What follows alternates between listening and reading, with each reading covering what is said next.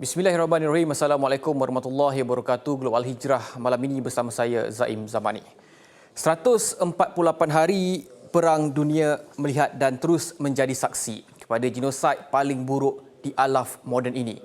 Walaupun rundingan gencatan senjata 6 minggu masih berlangsung ketika ini, namun jalan penyudahnya masih samar, malah tidak nampak. Hamas mahu perang dihentikan dan pengunduran kekal tentera Israel di Gaza. Tetapi Zionis pula sentiasa laparkan darah rakyat Palestin, namun berselindung dengan tuntutan pembebasan tawanannya. Sedangkan satu dunia tahu, Benjamin Netanyahu tidak kisah pun dengan nyawa rakyatnya sendiri. Perkembangan terkini pada 1 Mac, jurucakap Hamas Abu Ubaidah umumkan 7 orang lagi tebusan Israel terbunuh kerana serangan Israel. Setakat ini Hamas menyatakan 70 orang tebusan Israel sudah mati. Jadi timbul persoalan, adakah Netanyahu memang sengaja mahu semua tebusan Israel dalam tawanan Hamas terkorban supaya tiada lagi tekanan kepada Israel untuk berunding? Jelas sekali rakyat Israel dalam tawanan Hamas hanyalah second priority kepada Israel, dan nyawa para tebusan serta perasaan ahli keluarga mereka di Israel langsung tidak penting kepada Netanyahu. Yang menjadi keutamaan dan nombor 1 bagi si penjenayah itu hanyalah kepentingan politik pribadinya. Dan sebenarnya semua pihak termasuk Amerika Syarikat sekarang seakan mendesak ke arah perjanjian damai dan gencatan senjata yang berterusan. Tinggal lagi hanya Perdana Menteri Israel Benjamin Netanyahu yang menjadi batu penghalang utama kepada usaha damai kerana kepentingan peribadinya, kepentingan politik. Jadi soal potensi kejayaan rundingan ini bergantung sepenuhnya kepada sejauh mana dunia berjaya mengetepikan kepentingan peribadi Netanyahu yang nampaknya masih berselera besar untuk kekal berkuasa dan meneruskan genosid di Palestin. Hamas yang mewakili rakyat Palestin sudah mengemukakan tuntutan yang adil dan bertujuan ke arah rebuilding Gaza dan Palestin. Jadi mereka tuntut gencatan senjata yang berterusan dan bukan hanya bersifat sementara seperti yang dimahukan oleh Israel.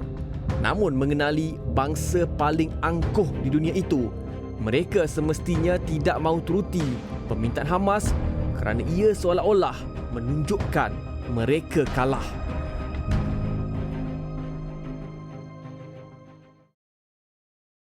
Kemungkinan besar Benjamin Netanyahu dan Israel akan terpaksa tunduk kepada tekanan antarabangsa dan Amerika Syarikat kerana sebelum ini banyak bergantung kepada veto dan sokongan Joe Biden.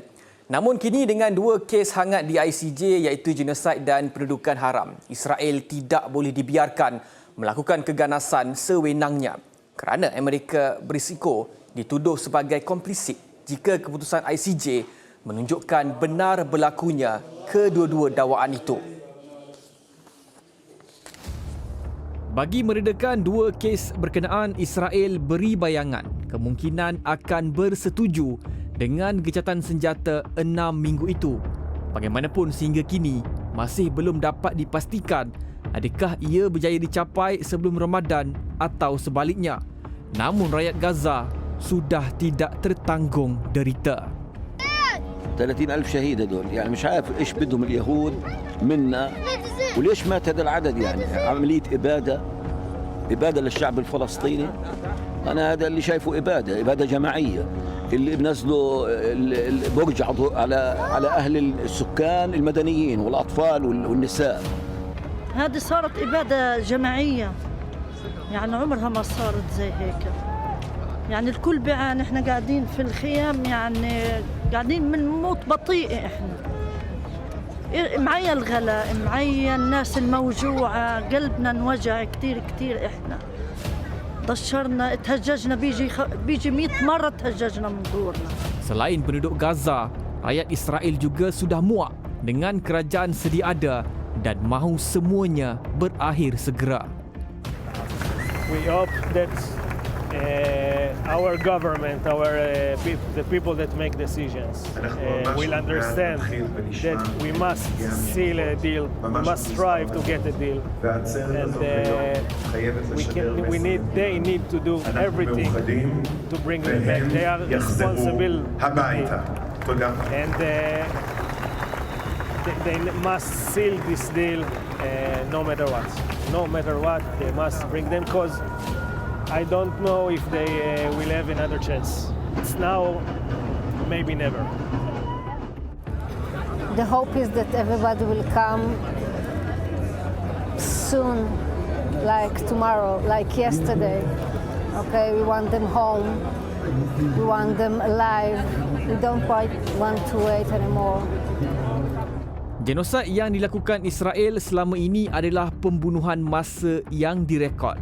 Namun ia juga adalah genosid yang tidak dipedulikan dan ditutup sebelah mata oleh negara-negara barat.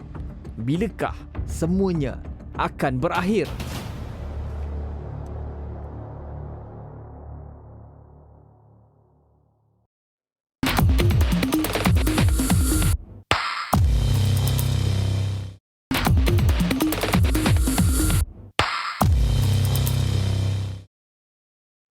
Alhamdulillah bertemu kembali.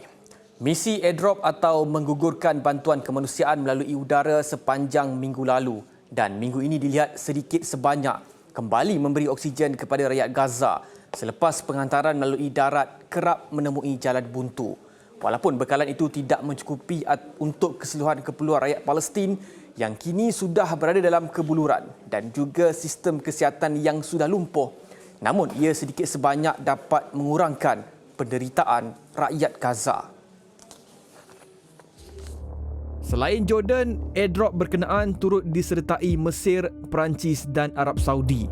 Bertantan bekalan bantuan digugurkan dari udara untuk rakyat Palestin. Tindakan itu bagi memastikan rakyat Gaza terus hidup. Namun Israel seakan sakit hati dengan langkah berkenaan. Ia apabila pada Khamis tentera Zionis melepaskan tembakan dan serangan udara ke arah sekumpulan penduduk Palestin yang sedang menunggu bantuan kemanusiaan di bulatan Al-Nalbusi, Jalan Ar-Rashid, iaitu laluan utama di utara Gaza yang menyebabkan sekurang-kurangnya 115 syahid manakala lebih 700 lagi cedera. Begitu jahat Israel sanggup menyembelih rakyat Gaza yang kelaparan. Namun itulah Zionis, bangsa yang dilaknat Allah dan buta kemanusiaan. Pelbagai alasan dicipta menafikan kekejaman itu, namun mengenali Israel, negara yang tidak pernah mengaku perbuatan yang terang-terangan dilakukannya. Sebelum ini, jurucakap pejabat PBB bagi penyelarasan hal ehwal kemanusiaan, Jens Lark berkata, rakyat Gaza diambang kebuluran selepas tiada mana-mana bantuan masuk sejak bulan lalu. Katanya perlu ada tindakan segera bagi memastikan kebuluran dapat dielakkan. Dan susulan itu, tindakan aktif airdrop diusahakan dengan lebih kerap. Mereka dalam pada itu tidak mahu ketinggalan dalam misi ini yang mungkin boleh mengangkat mereka sebagai hero walaupun sudah 30,000 nyawa rakyat Gaza melayang. Apabila digugurkan bantuan dari udara, rakyat Gaza berpusu-pusu berlari mendapatkan bekalan itu dan betapa sedihnya melihat keadaan yang tidak sepatutnya berlaku di abad ini. Rakyat yang terpaksa mengemis di negara sendiri sedangkan penyangak belagak seperti tuan tanah.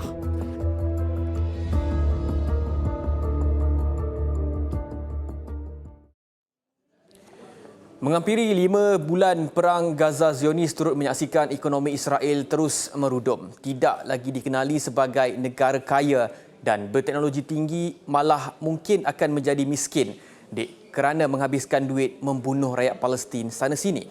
Rakyat Israel sudah sedar kemerosotan itu, namun kerajaannya masih berfoya-foya merasakan masih banyak wang.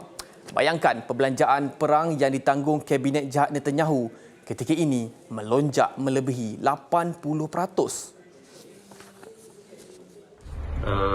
daripada segi kos perang ya, terdapat kos langsung dan kos tidak langsung yang perlu ditanggung oleh Israel. Perbelanjaan langsung merujuk kepada kerugian tunai yang ditanggung Israel setiap hari. Ini termasuklah kos harian senjata, peluru, alatan dan bekalan, gaji askar dan pasukan simpanan, ya, kerosakan, susuk nilai dan penyelenggaraan tentera seperti kereta kebal, kenderaan dan pesawat. Jadi ini semua memberi impak ekonomi yang besar kepada Israel. Bagi perbelanjaan tidak langsung, perang telah menjejaskan beberapa sektor ekonomi secara negatif ya, seperti industri dan teknologi, pelancongan dan tenaga buruh. Minggu lalu ekonomi Israel dilapor terus terjejas sehingga 500 bilion dolar Amerika, iaitu kira-kira 2.3 trilion ringgit selepas lebih 4 bulan perang. Namun Menteri yang bertanggungjawab ke atas ekonomi negara haram Nir Barkat berkata, buat masa ini Israel hanya mahu menang perang ke atas Gaza dan tidak melihat kepada kesan ekonomi negara itu. Kenyataan itu memang menimbulkan kemarahan rakyat yang sebelum ini memang meluat dan menyampah dengan Kabinet Netanyahu. The truth is we are here since more than a year, right? We are protesting against our government. We think they are taking the wrong course. They are dividing us. They are not choosing the right path for us. Whether it's economy, whether it's peace with our neighbors. Sebenarnya ekonomi Israel boleh jadi lagi lumpuh jika banyak negara di dunia mengambil langkah menamatkan segala bentuk kerjasama termasuk dagangan dan pelaburan dengan Kabinet Bangsat Netanyahu.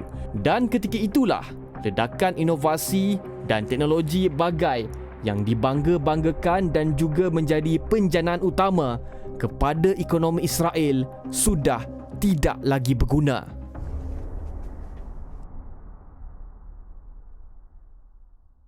Baik, sekian Gawal Hijrah edisi 3 Mac. Lagi kupasan mendalam genosid di Gaza dan isu antarabangsa lain minggu depan. Saya Zaim Zamani. Assalamualaikum warahmatullahi wabarakatuh dan selamat malam.